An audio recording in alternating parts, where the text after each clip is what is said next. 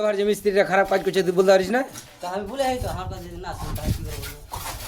ও দে কোদালের বাড়ি দিবি ডাইরেক্ট, কিচ্ছু দেখবি না। যদি টেনা হয়ে গেছে না, ডাইরেক্ট উল্টা কোদালের বাড়ি একবারে দে, পিঠের বাদ থেকে ফাটিয়ে দিবে একবারে মেরে, বাকি রিক্সা আমার একবারে, বুঝতে পারলি তো?